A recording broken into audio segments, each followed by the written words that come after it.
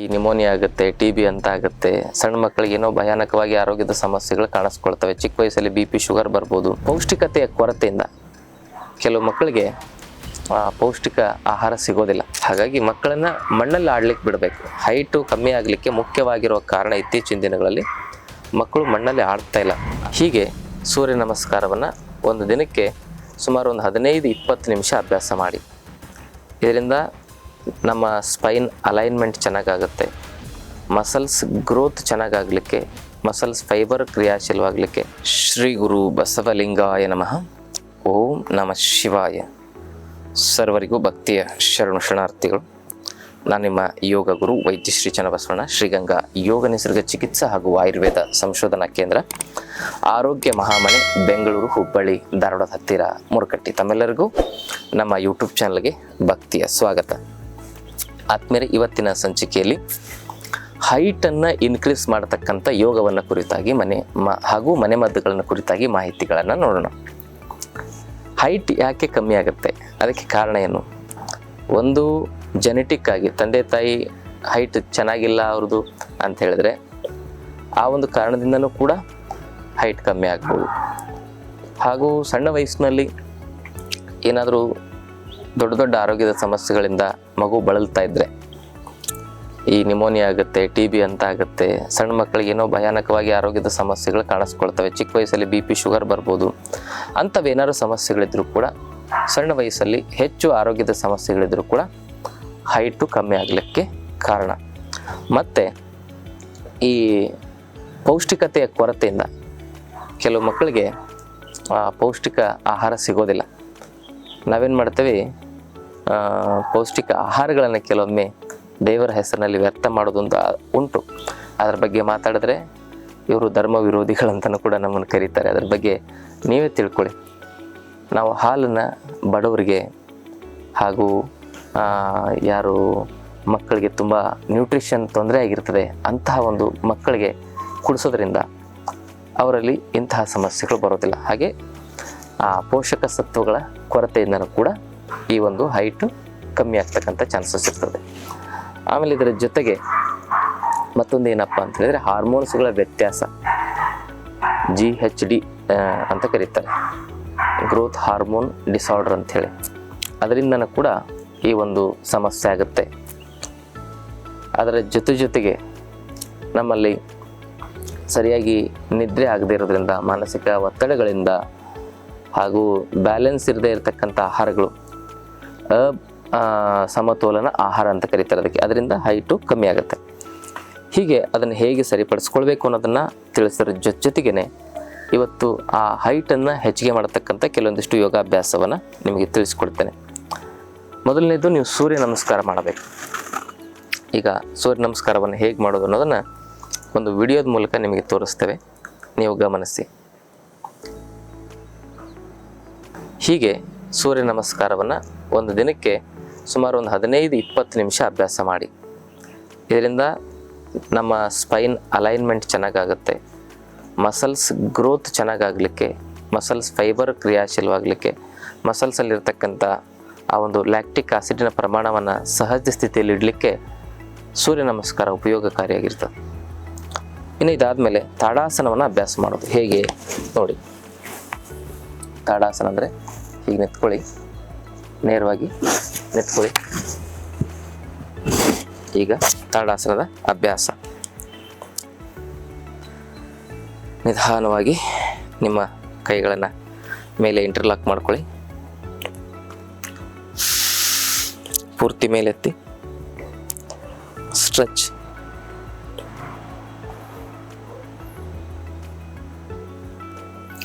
ಪೂರ್ತಿ ಪಾದದಿಂದ ಕೆಳಗೆ ಮತ್ತು ಕೈ ತುದಿವರೆಗೂ ಇಡೀ ಶರೀರವನ್ನು ಗಮನಿಸಿ. ಪೂರ್ತಿ ಸ್ಟ್ರೆಚ್ ಆಗಿರಬೇಕು. ಮೇಲೆ ನನ್ನ ಕೈಯನ್ನು ಗಮನಿಸಿ, ನೋಡಿ ಎಷ್ಟು ಮೇಲೆ ಸ್ಟ್ರೆಚ್ ಆಗ್ತಾ ಇದೆ ಅಂತ.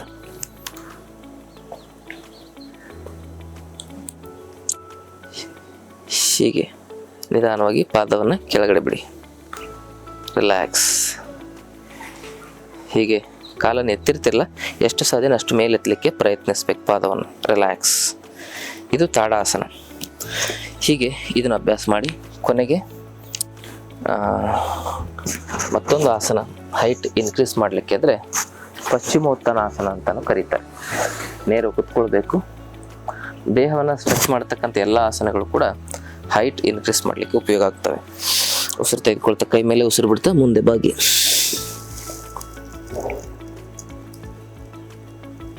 ಇದು ಈ ಆಸನವನ್ನು ನೀವು ಮಾಡೋದು. ಎಷ್ಟು ಸಾಧ್ಯವೋ ಅಷ್ಟು ಹೀಗೆ ಬಾಗುವ ಪ್ರಯತ್ನ ಮಾಡಬೇಕು. ನೋಡಿ, ಇಲ್ಲೆಲ್ಲ ಕೈಗಳ ಭಾಗವೆಲ್ಲ ಸ್ಟ್ರೆಚ್ ಆಗ್ತಾ ಇದೆ, ಕಾಲುಗಳ ಭಾಗ ಸ್ಟ್ರೆಚ್ ಆಗ್ತಾ ಇದೆ, ಕಟಿ ಪ್ರದೇಶದ ಭಾಗ ಸ್ಟ್ರೆಚ್ ಆಗ್ತಿದೆ.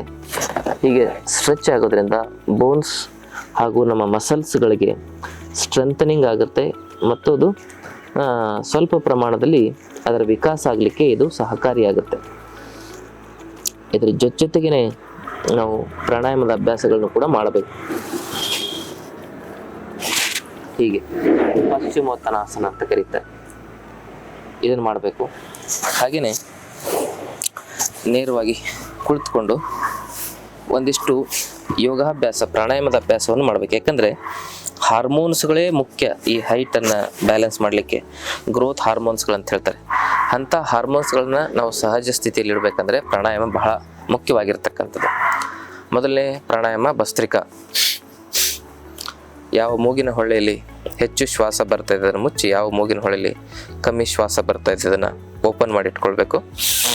ಉಸಿರು ತೆಗೆದುಕೊಳ್ತಾ ಕೈ ಮೇಲೆ, ಉಸಿರು ಬಿಡ್ತಾ ಕೈ ಕೆಳಗೆ.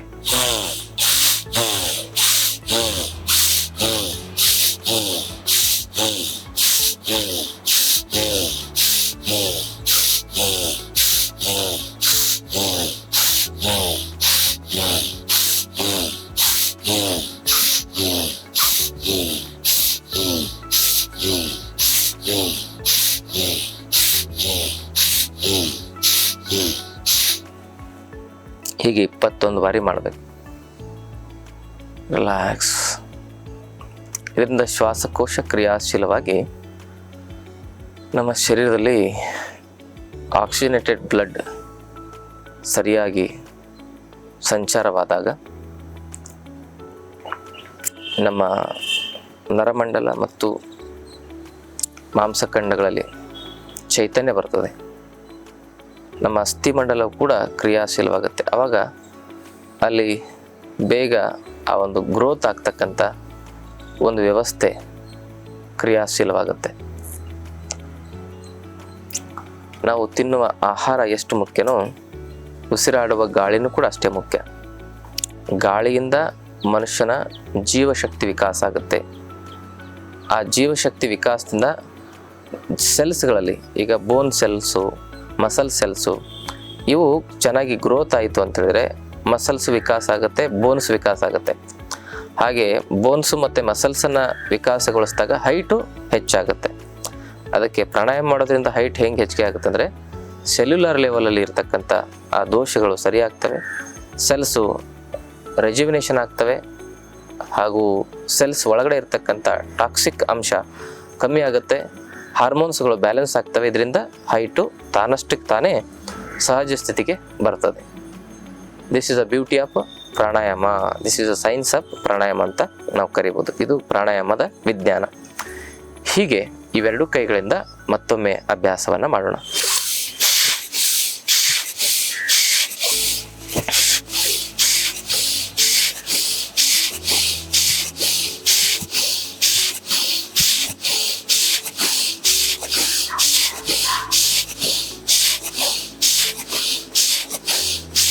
ಹೀಗೆ ಮಿನಿಮಮ್ 21 ಬಾರಿ ಮಾಡಿ ಉಸಿರು ತೆಗೆದುಕೊಂಡು ಆ ಉಸಿರನ್ನ ಒಳಗಡೆ ಹೋಲ್ಡ್ ಮಾಡಿ ಶರೀರವನ್ನು ಟೈಟ್ ಮಾಡಿ ನಿಧಾನವಾಗಿ ಉಸಿರು ಬಿಡ್ತಾ ರಿಲ್ಯಾಕ್ಸ್.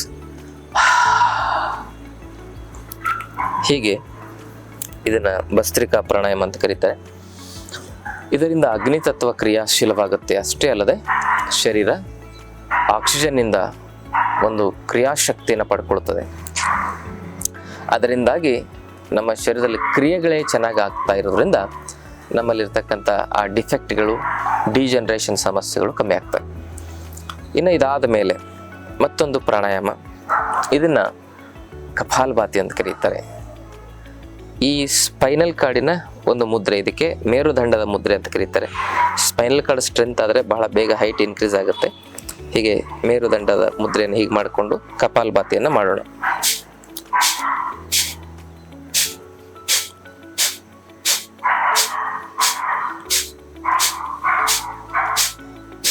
ಮೇರುದಂಡ ಮುದ್ರೆ. ಇದಾದ್ಮೇಲೆ ಪ್ರಾಣ ಮುದ್ರೆ. ಕಿರುಬೆರಳು, ಉಂಗುರು ಬೆರಳು, ಹೆಬ್ಬೆರಳನ್ನು ಸ್ಪರ್ಶಿಸಿ ಈ ಮುದ್ರೆಯಲ್ಲೂ ಕೂಡ ಕಪಾಲಭಾತಿ ಮಾಡೋಣ. ಇದರಿಂದ ಪ್ರಾಣಶಕ್ತಿ ಕ್ರಿಯಾಶೀಲವಾಗಿ, ಆ ಮೂಲಕವಾಗಿ ಅಪಾನ, ವ್ಯಾನ, ಉದಾನ, ಸಮಾನ ಇವೆಲ್ಲ ಪ್ರಾಣಗಳು ಕ್ರಿಯಾಶೀಲವಾಗ್ತವೆ. ಉಪವಾಯುಗಳಾಗಿರ್ತಕ್ಕಂಥ ನಾಗ, ಕೃಕರ, ಕೂರ್ಮ, ದೇವದತ್ತ, ಧನಂಜಯ ಅಂತಕ್ಕಂಥ ಉಪವಾಯುಗಳು ಕ್ರಿಯಾಶೀಲವಾಗಿ ಪ್ರಾಣಶಕ್ತಿ ವಿಕಾಸ ಆಗೋದ್ರ ಮೂಲಕ ಆ ಪ್ರಾಣಶಕ್ತಿಯೇ ಶರೀರಕ್ಕೆ ಪೋಷಕ ತತ್ವ ಆಗುತ್ತೆ. ಪ್ರಾಣ ಪೋಷಕ ಸತ್ವ ಹಿಮಾಲಯದಲ್ಲಿ ನೋಡಿರ್ಬೇಕು ನೀವೆಲ್ಲ. ಕೆಲವು ತಪಸ್ವಿಗಳಿದ್ದಾರೆ, 100, 200, 1000 ವರ್ಷಗಟ್ಟಲೆ ಆಹಾರ ಇಲ್ಲದೆ ತಪಸ್ಸು ಮಾಡ್ತಾ ಕೂತ್ಕೊಂಡಿದ್ದಾರೆ. ಅವರಿಗೆ ಆಹಾರ ಏನಂದ್ರೆ ಗಾಳಿಯನ್ನೇ ಆಹಾರವನ್ನಾಗಿ ಅವರು ಸ್ವೀಕಾರ ಮಾಡ್ತಾ ಇರ್ತಾರೆ. ನಮ್ಮ ಆಶ್ರಮದಲ್ಲಿ ಮುರುಕಟ್ಟಿ ಅಂತೇಳಿ ನಮ್ಮ ಆಶ್ರಮ ಇದೆ. ಶರಣ ಗ್ರಾಮ ಅಂತ ಹೇಳಿ ನಾವು ಕರಿತೀವಿ, ಅದನ್ನ ಕಲ್ಯಾಣ ಗ್ರಾಮ ಅಂತಲೂ ಕೂಡ ಕರಿತೇವೆ. ಅಲ್ಲಿ 5 ದಿನದ ಶಿಬಿರ ನಡೆಸ್ತೇವೆ ನಾವು. ಅಲ್ಲಿ ವಾತಾವರಣ ಎಷ್ಟು ಚೆನ್ನಾಗಿದೆ ಅಂದರೆ ಅಲ್ಲಿ ಸಾವಿರಾರು ವನಮೂಲಿಕೆ ಸಸ್ಯಗಳಿದ್ದಾವೆ. ಆ ಸಸ್ಯಗಳಿಂದ ಬರ್ತಕ್ಕಂಥ ಆ ಒಂದು ಔಷಧಿ ಭರಿತವಾಗಿರ್ತಕ್ಕಂಥ ಗಾಳಿಯಿಂದ ಭಾಳ ಜನರು BP ಶುಗರ್ ಮಾತ್ರೆಗಳನ್ನೇ ಬಿಡ್ತಾರಲ್ಲಿ. ಅಲ್ಲಿದ್ರೇ ಸಹಜ ಯೋಗ ಆಗಿಬಿಡ್ತದೆ. ಅಂಥದಕ್ಕೆ ಬಹಳ ಶಕ್ತಿ ಇರ್ತದೆ. ವಾತಾವರಣವೇ ಸರ್ವಶ್ರೇಷ್ಠವಾಗಿರ್ತಕ್ಕಂಥ ಔಷಧಿ ಅಂತ ಹೇಳಬಹುದು. ಅದಕ್ಕೆ ನಾವು ಸಿಟಿಲಿ ವಾಸ ಮಾಡತಕ್ಕಂಥವ್ರು ಈ ಕಾರ್ಬನ್ನು, ಈ ಪ್ಲಾಸ್ಟಿಕ್ ಗಾಳಿ ಕುಡಿದು ರೋಗ ಬರ್ತವೆ. ಹಾಗಾಗಿ ಮಕ್ಕಳನ್ನ ಮಣ್ಣಲ್ಲಿ ಆಡ್ಲಿಕ್ಕೆ ಬಿಡಬೇಕು. ಹೈಟು ಕಮ್ಮಿ ಆಗಲಿಕ್ಕೆ ಮುಖ್ಯವಾಗಿರುವ ಕಾರಣ ಇತ್ತೀಚಿನ ದಿನಗಳಲ್ಲಿ ಮಕ್ಕಳು ಮಣ್ಣಲ್ಲಿ ಆಡ್ತಾ ಇಲ್ಲ. ಅರ್ಥಿಂಗ್ ಅಂತ ಹೇಳ್ತಾರೆ. ಅರ್ತ್ ಪವರ್ ಬಹಳ ಮುಖ್ಯ. ಈಗ ಕರೆಂಟಿಗೆ ಹೇಗೆ ಅರ್ಥಿಂಗ್ ಇಲ್ಲ ಅಂದರೆ ಅದು ಶಾರ್ಟ್ ಸರ್ಕ್ಯೂಟ್ ಆಗುತ್ತೆ, ಹಾಗೆ ನಮಗೂ ಕೂಡ ಮಣ್ಣಿನ ಸ್ಪರ್ಶವಿಲ್ಲದೆ ಈ ರೀತಿಯಾಗಿರ್ತಕ್ಕಂಥ ಹಾರ್ಮೋನ್ಸ್ಗಳ ವ್ಯತ್ಯಾಸ ಆಗಿ ಪ್ರಾಣ ವಿಕಾರ ಆಗಿ ಹೈಟಿನ ಒಂದು ವ್ಯತ್ಯಾಸ ಆಗ್ತದೆ. ಕೂಳಕ್ಕೆ ನಮ್ಮ ಶರೀರ ಏನಾಗ್ತದೆ, ಕುಗ್ತಾ ಇದೆ. ಅದಕ್ಕೆ ಪ್ರಾಣ ಮುದ್ರೆಯಿಂದ ಕಪಾಲಭಾತಿ ಪ್ರಾಣಾಯಾಮ ಮಾಡೋದ್ರಿಂದ ಪ್ರಾಣಶಕ್ತಿ ವಿಕಾಸ ಆಗಿ ಆ ಮೂಲಕವಾಗಿ ನಮ್ಮ ಹೈಟ್ ಇನ್ಕ್ರೀಸ್ ಆಗುತ್ತೆ. ಮೊದಲನೇ ಮುದ್ರೆ ಯಾವುದು? ಮೇರುದಂಡ ಮುದ್ರೆ. ಎರಡನೇ ಮುದ್ರೆ ಅಪಾನ ಮುದ್ರೆ. ಈ ಒಂದೊಂದು ಮುದ್ರೆಯಲ್ಲೂ ಕೂಡ ಒಂದು 10 ನಿಮಿಷ ಕಪಾಲಭಾತಿಯನ್ನು ಮಾಡಿ ನೋಡಿ. ನಿಮ್ಮಲ್ಲಿ ಫಿಸಿಕಲಿ, ಎಮೋಷ್ನಲಿ ಯಾವುದೇ ಅಸಮತೋಲನ ಇದ್ದರೂ ಕೂಡ ಅವು ಸಮತೋಲನ ಸ್ಥಿತಿಗೆ ಬರುವುದರ ಮೂಲಕ ಹೈಟು ಒಂದು ಸಹಜ ಸ್ಥಿತಿಗೆ ಬರಲಿಕ್ಕೆ ಇದು ಸಹಕಾರಿಯಾಗಿ ಕೆಲಸ ಮಾಡ್ತದೆ. ಅದರ ಜೊತೆಗೇನೆ ಅನುಲೋಮ ವಿಲೋಮನ ಮಾಡಬಹುದು. ದೀರ್ಘ ಶ್ವಾಸವನ್ನು ತೆಗೆದುಕೊಂಡು 2 ಬಾರಿ ಬಿಡಬೇಕು.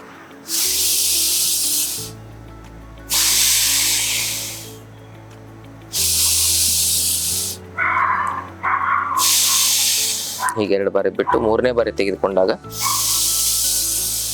ಬಲಭಾಗದ ನಾಸಿಕಾಗ್ರವನ್ನು ಮುಚ್ಚಿ ಎಡಭಾಗದಿಂದ ಶ್ವಾಸ ಬಿಡಿ. ಪುನಃ ಎಡಭಾಗದಿಂದ ಶ್ವಾಸ ತೆಗೆದುಕೊಳ್ಳಿ. ಬಲಭಾಗದ ಶ್ವಾಸ ಬಿಡಿ.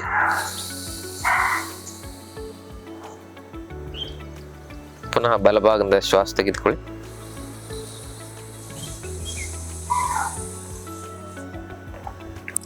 ಎಡಭಾಗದಿಂದ ಶ್ವಾಸ ಬಿಡಿ.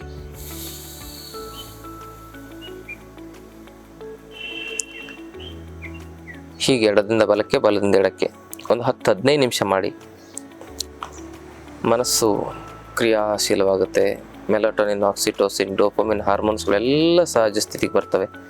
ಇದರಿಂದ ಗ್ರೋತ್ ಫ್ಯಾಕ್ಟರ್ ಬ್ಯಾಲೆನ್ಸ್ ಆಗುತ್ತೆ, ಥೈರಾಯ್ಡ್ ಹಾರ್ಮೋನ್ ಬ್ಯಾಲೆನ್ಸ್ ಆಗುತ್ತೆ. ಇದಾದ ಮೇಲೆ ನಮ್ಮ ಹೈಟಿನ ಒಂದು ಸಮತೋಲನ ಸ್ಥಿತಿ ಬಹಳ ಬೇಗ ಆಗ್ತದೆ. ಭ್ರಾಮರಿ.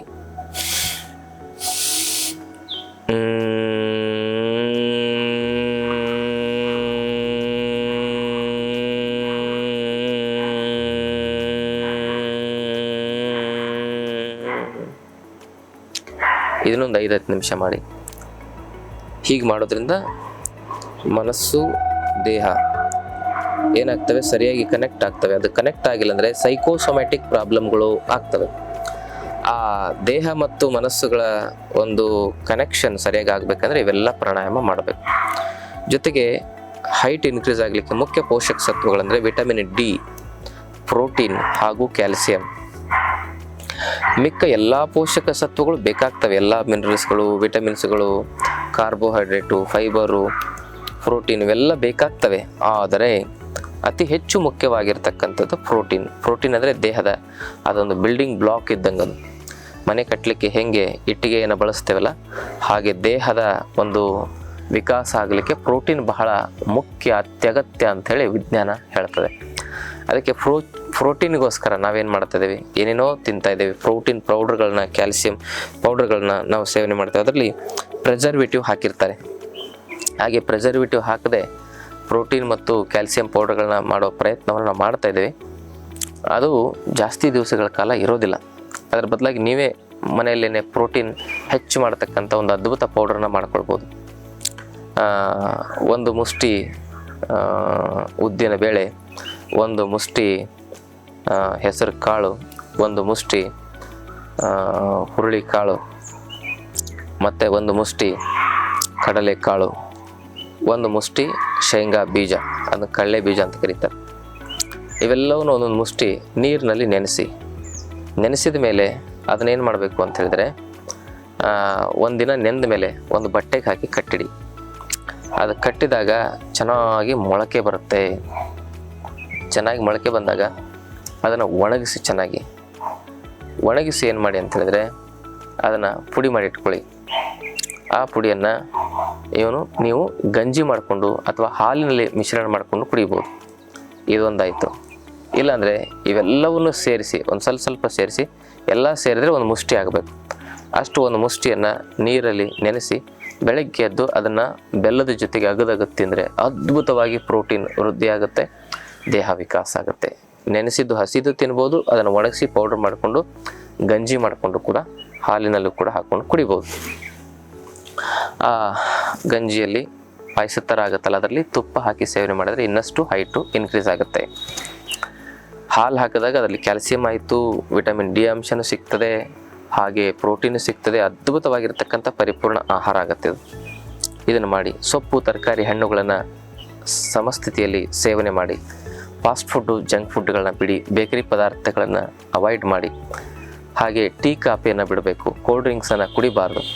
ಹೀಗೆಲ್ಲ ಇಂಥವೆಲ್ಲ ಆಹಾರ ಪದಾರ್ಥಗಳನ್ನು ತ್ಯಜಿಸಿ ನ್ಯಾಚುರಲ್ ಆಗಿರ್ತಕ್ಕಂಥ ನಮ್ಮ ಪೂರ್ವಜರ ಆಹಾರ, ಮುದ್ದೆ, ರೊಟ್ಟಿ ಇದೇನಿತ್ತಲ್ಲ ಇದನ್ನೇ ಸೇವನೆ ಮಾಡ್ತಾ, ಅದರಲ್ಲಿ ಸೊಪ್ಪು ತರಕಾರಿಗಳನ್ನು ಬಳಸ್ತಾ, ಈ ರೀತಿಯಾಗಿ ನಾನು ಹೇಳಿದ್ನಲ್ಲಿ ಮನೆ ಮದ್ದುಗಳನ್ನು ಬಳಸ್ತಾ ಹೋದರೆ ಹೈಟ್ ಇನ್ಕ್ರೀಸ್ ಆಗುತ್ತೆ. ಆತ್ಮೀಯರೇ, ಈ ಮಾಹಿತಿ ಇಷ್ಟವಾದಲ್ಲಿ ತಮ್ಮ ಬಂಧು ಮಿತ್ರರೊಂದಿಗೆ ಶೇರ್ ಮಾಡ್ಕೊಳ್ಳಿ. ಜೊತೆಗೆ ಚಾನಲ್ ಸಬ್ಸ್ಕ್ರೈಬ್ ಮಾಡಿ. ಬದಲಿಗೆ ಹೈಟ್ ಇನ್ಕ್ರೀಸ್ ಆಗಲಿಕ್ಕೆ ಕೆಮಿಕಲ್ ಔಷಧಿಗಳನ್ನು ತೆಗೆದುಕೊಳ್ಳೋದು ಅಪಾಯಕಾರಿ. ಅದಕ್ಕಾಗಿ ಕಷ್ಟಪಟ್ಟರೆ ಸುಖ ಸಿಗೋದು. ಯೋಗ ಮಾಡಿ ನಿರಂತರವಾಗಿ ಯೋಗ ಮಾಡಬೇಕು. ಇದು ಒಂದು ದಿವಸದಲ್ಲಿ ಆಗೋದಲ್ಲ, 6 ತಿಂಗಳು, ವರ್ಷಗಟ್ಟಲೆ ಪ್ರಯತ್ನ ಮಾಡಿದರೆ ಹಲವಾರು ಜನ ಈ ಪ್ರಯತ್ನ ಮಾಡಿ ಹೈಟ್ ಇನ್ಕ್ರೀಸ್ ಆಗಿದೆ.